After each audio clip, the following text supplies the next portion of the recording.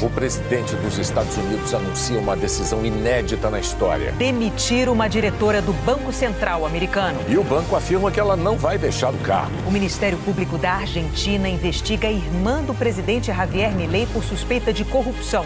Ela é secretária-geral da presidência. A CPI sobre o desconto ilegal de benefícios quer ouvir 10 ex-presidentes do INSS desde 2015. O Tribunal de Justiça do Rio Grande do Sul reduz as penas dos condenados no incêndio da Boate Kiss. Bia Haddad estreia com vitória no Aberto dos Estados Unidos. O Flamengo impõe a maior goleada do Brasileirão em 41 anos. O Jornal Nacional começa agora.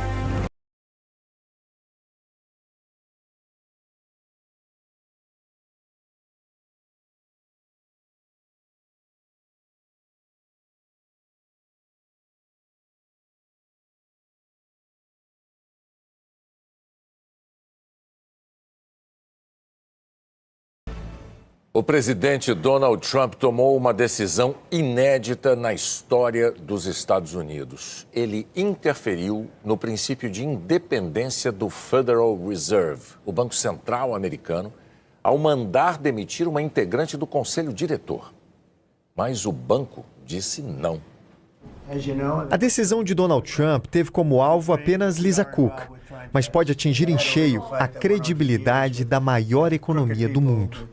A independência do Fed, o Banco Central americano, é um pilar do sistema financeiro do país. A lei de 1913, que criou a instituição, limitou o poder do presidente de remover os diretores e o presidente do banco. A independência do Fed, o Banco Central americano, é um pilar do sistema financeiro do país. A lei de 1913, que criou a instituição, limitou o poder do presidente de remover os diretores e o presidente do banco. Demissão só por justa causa. O objetivo é proteger a definição da taxa de juros da pressão política. E que pressão! Desde que assumiu o segundo mandato, em janeiro, Donald Trump criticou e pressionou o Fed diversas vezes para que cortasse a taxa de juros. Em junho, Trump disse que o presidente do Banco Central, Jerome Powell, era muito lento. O chamou de idiota. E numa rara visita à sede do Fed, os dois se desentenderam sobre os gastos da reforma do prédio. Qual é a razão de tamanha ira do presidente americano? É que a taxa de juros dos Estados Unidos está no patamar considerado alto para os padrões do país, no intervalo entre 4,25% e 4,5%. E ela não cai desde dezembro do ano passado, logo depois da eleição de Donald Trump. O Fed está preocupado com as decisões do governo na economia. Trump colocou o pé no acelerador dos gastos. E ainda não se sabe quais serão os efeitos da guerra tarifária nos preços para o consumidor americano. O presidente elegeu agora Lisa Cook como alvo. A primeira mulher negra a ocupar um dos 7 assentos do Conselho de Diretores do Banco Central. Ela foi indicada em 2022, no governo de Joe Biden. Trump acusa Cook de fraudar documentos de financiamento imobiliário. O Departamento de Justiça afirmou que pretende investigar o caso. A gestão Donald Trump tem usado acusações semelhantes contra outros adversários políticos. Lisa Cook reagiu. Num comunicado, disse que não vai renunciar e que não há justa causa para demissão. O Fed defendeu que os mandatos dos conselheiros do banco são vitais para assegurar as decisões monetárias do país. Diz que vai continuar agindo em consonância com a lei e prometeu respeitar a decisão da Justiça. O presidente Trump também disse que vai respeitar a decisão do Judiciário.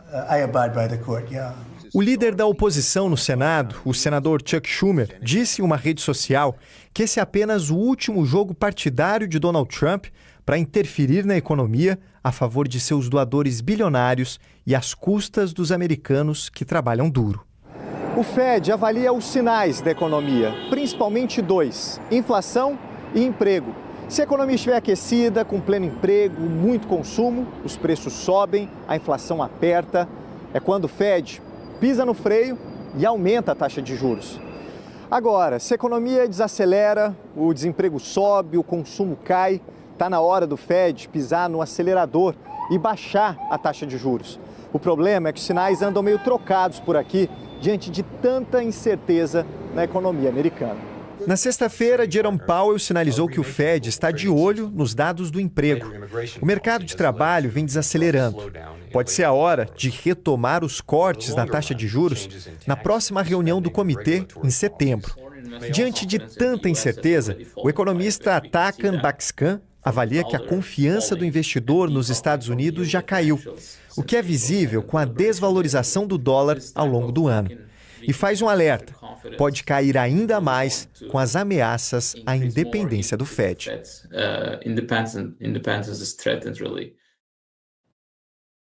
O presidente Lula reiterou a disposição para negociar com o governo Trump o fim do tarifaço imposto como chantagem pelo presidente americano, mas ressalvou que o Brasil não será subalterno de nenhum país. Foi durante a segunda reunião ministerial do ano, em que todos usaram um boné com a frase "O Brasil é dos brasileiros". Sobre a política interna, o presidente cobrou lealdade dos ministros dos partidos da base aliada. Com a chantagem de Trump para proteger Jair Bolsonaro e as Big Techs, empresas brasileiras estão perdendo os investimentos que tinham feito para conquistar clientes nos Estados Unidos. Faz 40 anos que essa empresa do Rio Grande do Sul vende cercas de madeira para os Estados Unidos. Até o mês passado, dos 170 contêineres exportados, 130 iam para lá. Depois do tarifaço, as compras americanas foram suspensas. E aconteceu no pior momento. Desde o ano passado, a empresa investiu 20 milhões de reais para aumentar a produção e atender aos novos pedidos. Agora, quase metade da fábrica está parada na expectativa de novos negócios. No momento que a gente não tem produção, teria, obviamente, que cortar empregos, mas a gente já montou algumas estratégias, estamos indo para outros mercados, Europa, fortalecendo a Ásia, fortalecendo o México, para que a gente recupere esses volumes em outros países. O professor de economia da Fundação Getúlio Vargas, Nelson Marconi, diz que abrir novos mercados leva tempo e exige planejamento. Elas vão tentar, por um lado, diminuir a produção, né, infelizmente, no momento inicial. Depois elas vão tentar conquistar esses outros mercados. E a médio prazo elas têm que mudar a estratégia para o que a gente chama de médio prazo, em 1, 2 anos, elas estarem atendendo outros mercados, mas não vai ser uma vida fácil para elas. O tarifaço também atrapalhou os planos de crescimento de quem estava abrindo mercado nos Estados Unidos. Essa fábrica de portas rápidas automáticas passou um ano adequando a produção para as normas americanas, investindo em marketing, fazendo parceria com distribuidores. Há 3 meses, eles fecharam a primeira venda, mas logo depois ela foi suspensa. O pedido, no valor de $100 mil, mais de R$500 mil, está guardado nessas caixas. A gente ia ter que contratar pessoas, tanto no administrativo, uma equipe de vendas, pessoas técnicas para dar esse apoio técnico, como também chão de fábrica, né? Isso vai ter que esperar. E agora a gente vai ter que ver exatamente como vai ficar, quais vão ser os primeiros passos para depois a gente tomar nossas decisões. Em julho, as trocas do Brasil com o exterior registraram um déficit de $7 bilhões. Os gastos de brasileiros lá fora chegaram a quase $2 bilhões e 400 milhões, o maior valor em quase 11 anos. A seguir, a redução das penas dos condenados no incêndio da Boate Kiss. A CPI sobre o desconto ilegal de benefícios quer ouvir 10 ex-presidentes do INSS.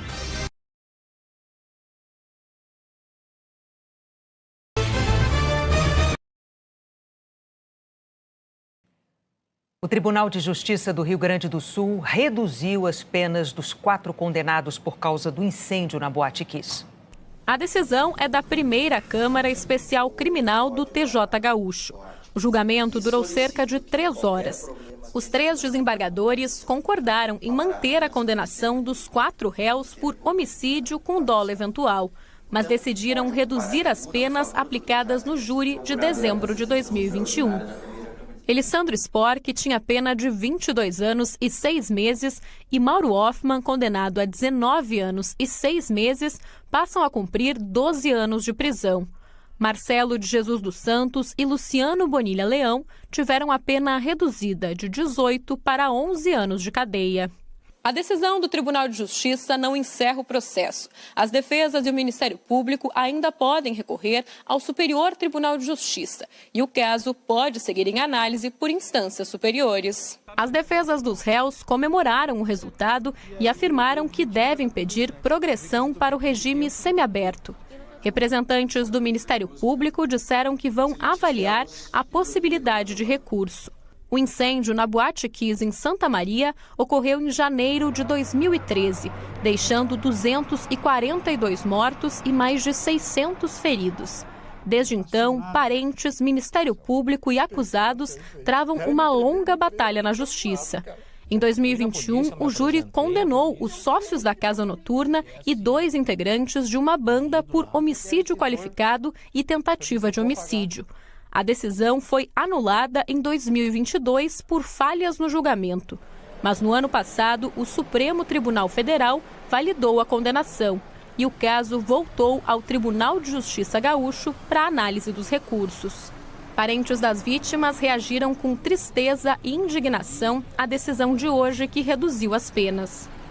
Isso tem um poder pedagógico grande e negativo, porque as pessoas sabem que elas vão cometer crimes, vão ser condenadas, vão ter suas penas reduzidas, fica um pouco tempo cumprindo e sai cometendo os mesmos delitos. Então, é inaceitável.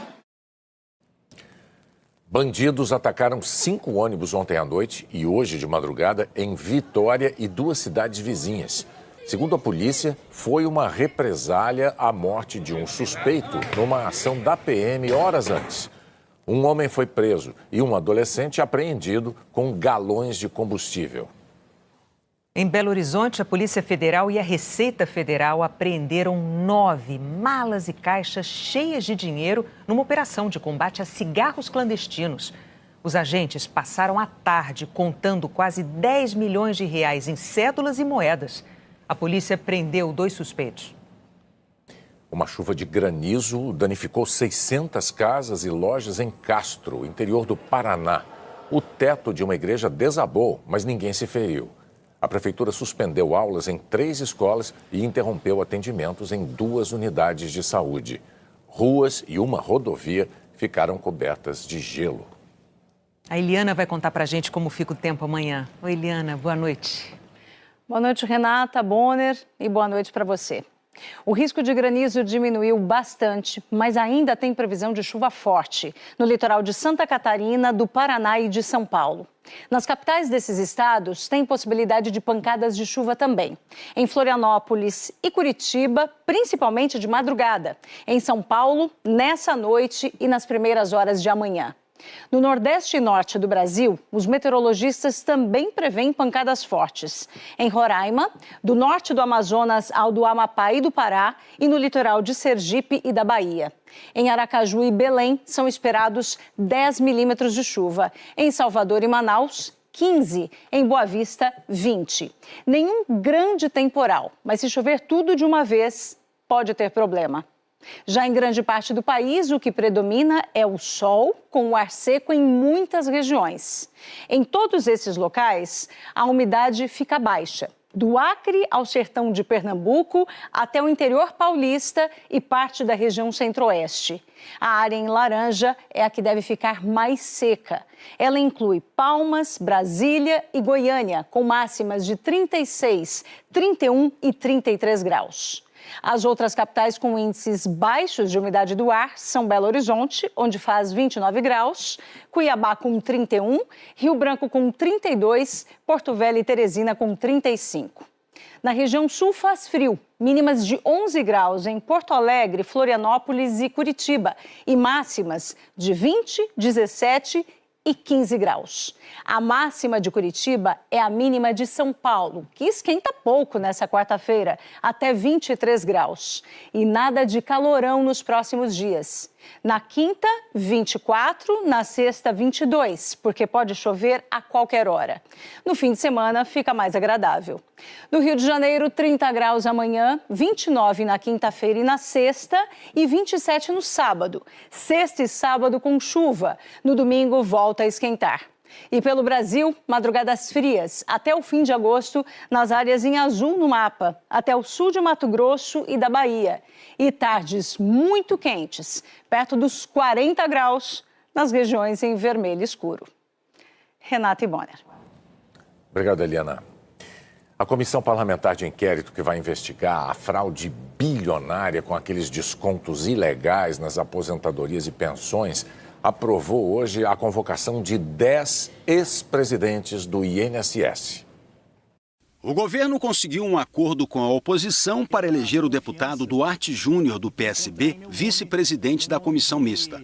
Uma primeira vitória do Palácio do Planalto depois das derrotas políticas da semana passada, quando a oposição venceu o governo na votação que elegeu Carlos Viana, do Podemos, para presidir a comissão, e na escolha de Alfredo Gaspar, do União Brasil, alinhado com o ex-presidente Jair Bolsonaro, para ser o relator dos trabalhos. Deputados e senadores da comissão parlamentar de inquérito decidiram que as investigações vão começar em 2015 e, portanto, envolver 4 governos: de Dilma Rousseff, Michel Temer, Jair Bolsonaro e Lula. A proposta de recuar 10 anos no tempo foi do relator, que levou em conta o período de prescrição dos crimes. As investigações da Polícia Federal e da Controladoria Geral da União apontam os desvios ilegais feitos por entidades associativas e sindicatos num período menor, de 2019 a 2024. Nesses 6 anos, entidades, muitas delas de fachada, descontaram indevidamente de aposentados e pensionistas cerca de 6 bilhões de reais. A Controladoria Geral da União e a Polícia Federal descobriram que as entidades fraudavam assinaturas dos aposentados e faziam filiações em massa sem o consentimento deles. A CPI aprovou a convocação para depor de 10 ex-presidentes do INSS, entre eles Alessandro Stefanuto, afastado do comando do Instituto em abril deste ano, depois que a fraude veio à tona. Os integrantes da comissão também aprovaram convites para ex-ministros da Previdência prestarem esclarecimentos. Um dos depoimentos mais aguardados é o do lobista Antônio Carlos Camilo Antunes, conhecido, segundo os próprios investigadores, como careca do INSS. Ele já foi convocado. A Polícia Federal afirma que Antônio Carlos Antunes fornecia dados de aposentados para as entidades, pagava propinas a servidores para conseguir aprovar os convênios fraudulentos e ficava com parte do dinheiro desviado. O relator afirmou que vai conduzir os trabalhos com imparcialidade, seguindo 6 eixos de investigação: mapeamento do esquema fraudulento, identificação dos envolvidos, impacto nas vítimas e nas contas do governo, o caminho do dinheiro, análise de falhas das instituições e dos mecanismos de controle e medidas preventivas e de aperfeiçoamento das leis. Nosso trabalho não é simples. Devemos apurar com cautela e coragem todos os responsáveis pelos desvios nas aposentadorias e pensões. Devemos, igualmente, apontar meios para que esse tipo de prática nunca mais ocorra. O governo fez um acordo com o Supremo Tribunal Federal e começou a devolver os valores descontados ilegalmente. E está cobrando na justiça das entidades e envolvidos na fraude os valores desviados. Até agora, o governo devolveu R$1 bilhão para mais de 1,5 milhão de aposentados e pensionistas. A comissão terá 180 dias para concluir a investigação. A seguir, o Ministério Público da Argentina investiga a irmã do presidente Javier Milei por suspeita de corrupção.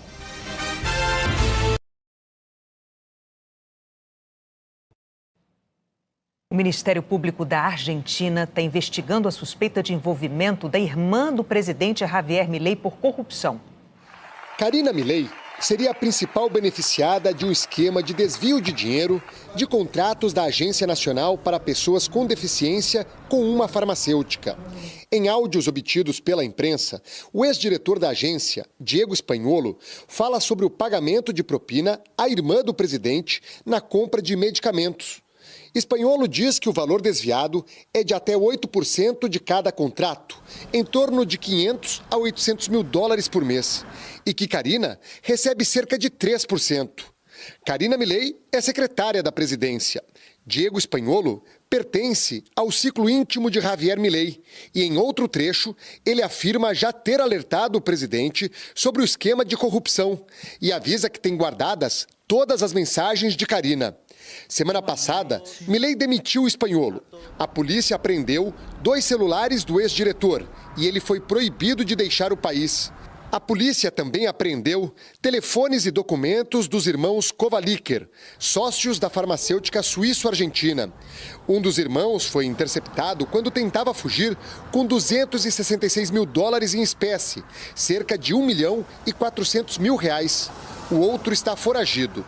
Até 2024, os contratos da farmacêutica com o Estado totalizavam $3 milhões. Em 2025, esse valor já supera os 80 milhões. A farmacêutica diz que está fornecendo todas as informações solicitadas pelos investigadores e que está convencida de ter atuado com total apego às leis vigentes. Essa não é a primeira vez que a família Milei é investigada pelo Ministério Público desde o início do governo.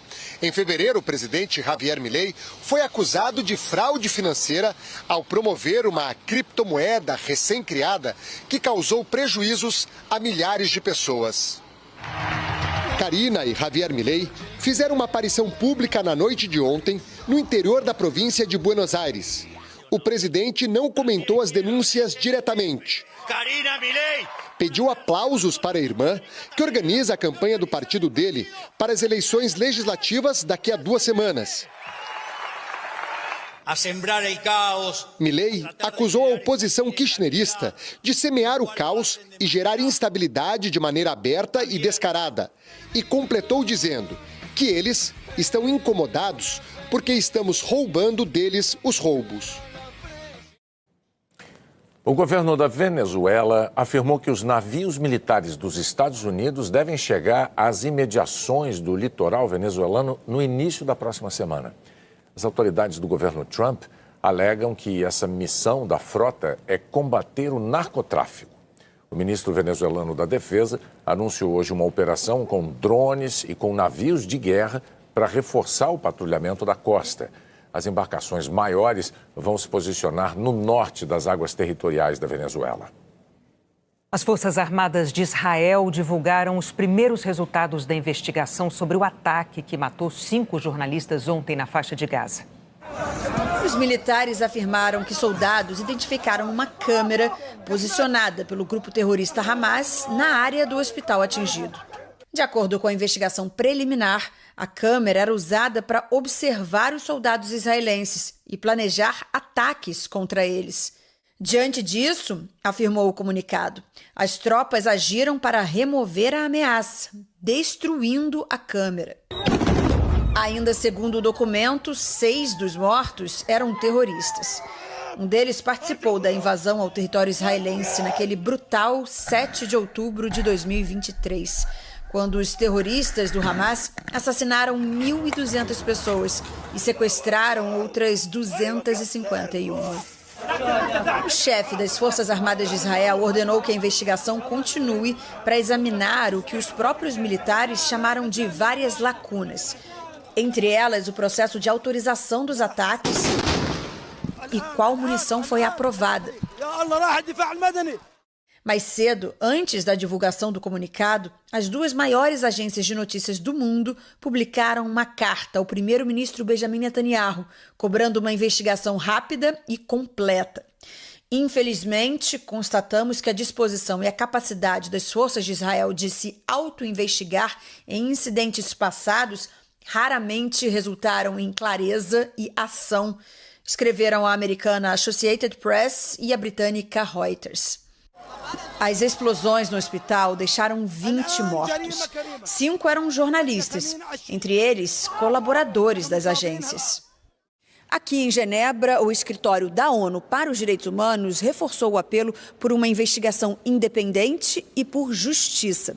Também lembrou que é proibido atacar jornalistas e hospitais. Está no direito internacional humanitário. A China manifestou choque e preocupação. A Comissão Europeia classificou os ataques como completamente inaceitáveis. O governo do Reino Unido como indefensáveis. Em Israel, mais de 350 mil pessoas foram às ruas protestar.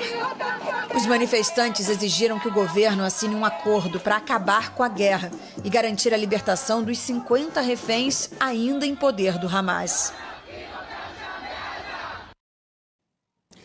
O ministro da Defesa israelense Israel Katz usou uma rede social para novos ataques ao presidente Lula. Ontem, Israel rebaixou a relação diplomática com o Brasil e retirou o pedido de nomeação do novo embaixador.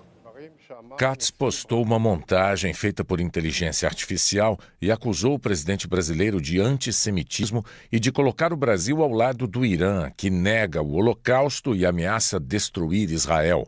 O Itamaraty respondeu também numa rede social. Afirmou que Katz repete ofensas, inverdades e grosserias e que cabe a ele assegurar que Israel impeça a prática de genocídio contra os palestinos. Na reunião ministerial de hoje cedo no Palácio do Planalto, o presidente Lula voltou a chamar de genocídio as ofensivas de Israel na faixa de Gaza. O ministro do STF, Alexandre de Moraes, determinou que a Polícia Penal de Brasília faça o monitoramento em tempo integral de Jair Bolsonaro, que cumpre prisão domiciliar.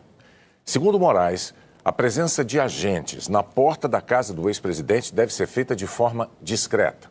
O ministro atendeu a um pedido da PGR, que tinha se manifestado sobre um suposto risco de fuga do ex-presidente e defendido esse monitoramento em tempo integral. A Polícia Federal ofereceu apoio para participar dessa vigilância, mas com um agente dentro da casa de Bolsonaro. Moraes encaminhou esse pedido para a manifestação da PGR. E a seguir, Bia Haddad estreia com vitória no Aberto de Tênis dos Estados Unidos. O Flamengo impõe a maior goleada dos últimos 41 anos.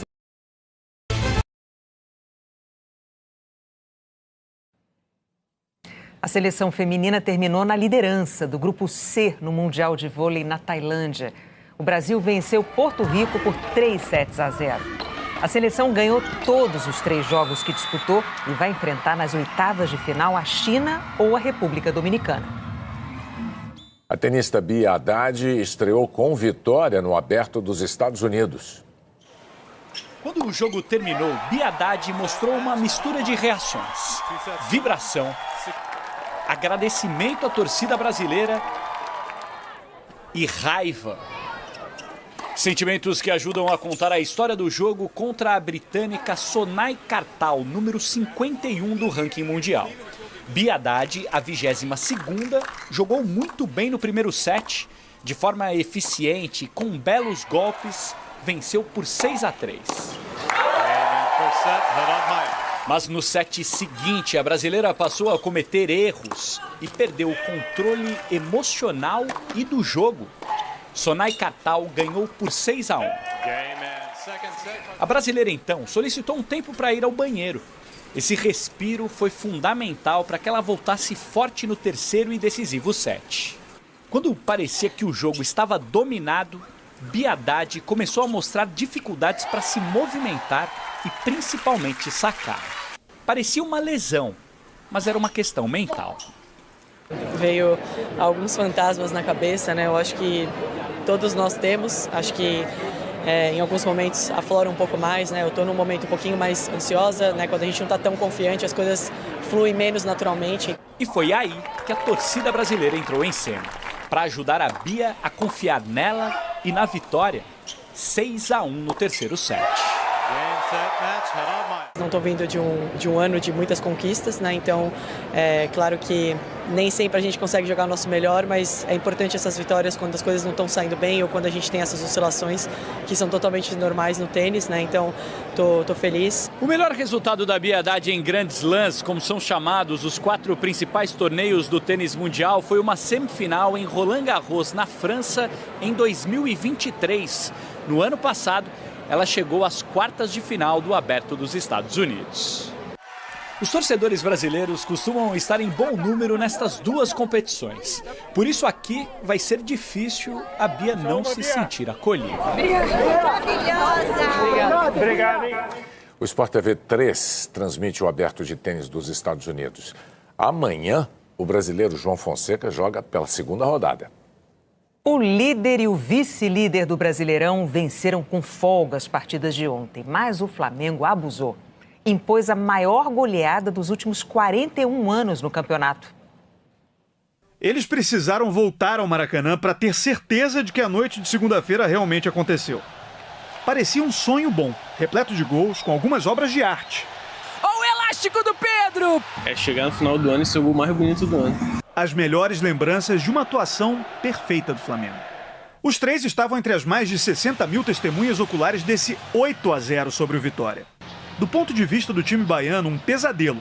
A pior derrota já sofrida no Brasileirão, na zona de rebaixamento e sem treinador. Depois do jogo, o Fábio Carille foi demitido. Aos 2 minutos, o Samuel Lino fez 1-0. Aos 3, o Pedro fez o segundo. 100º gol do atacante no Maracanã. O terceiro da partida foi consequência de uma troca de passes que terminou com um chute de primeira do uruguaio Arrascaeta, artilheiro do Flamengo no Campeonato Brasileiro com 11 gols. Não se cansa de atacar, joga pra frente, joga visando sempre o gol. Um Flamengo insaciável no ataque fez 4-0 com Pedro. 5-0 com Samuel Lino, agora de cabeça.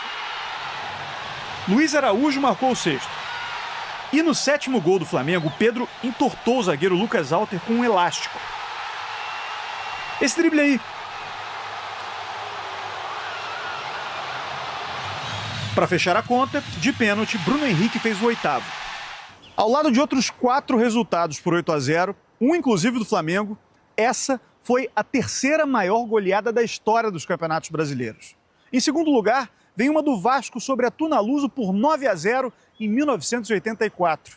E em primeiro, uma do Corinthians sobre o Tiradentes por 10-1 em 1983. Placares tão elásticos fazem um 3-0 parecer um resultado normal. Não para a torcida do Palmeiras. Em São Paulo, mais de 36 mil pessoas vibraram com a sintonia da dupla de ataque formada por Vitor Roque e Flaco Lopes. Ontem, contra o Sport, o brasileiro assumiu a missão de servir ao argentino. Flaco Lopes marcou os 2 primeiros gols do jogo com 2 assistências do Vitor Roque. E o Palmeiras fez 3-0 com essa jogada ensaiada de escanteio. Gustavo Gomes marcou de cabeça. Mais uma vitória para seguir na cola do líder Flamengo, pronto para aproveitar qualquer tropeço do time carioca. A voz da experiência manda não olhar para trás. O negócio é continuar na frente, né? Torcer contra, a gente até torce, mas eu não perco tempo torcer contra, não. Eu torço a favor do Flamengo. Com esse ataque, fica fácil olhar para frente. Amanhã começam as quartas de final da Copa do Brasil. A Globo transmite às 9h30 da noite, horário de Brasília, Atlético Paranaense e Corinthians. E o clássico Vasco e Botafogo. O Jornal da Globo é depois do Profissão Repórter. Boa noite. Boa noite e até amanhã.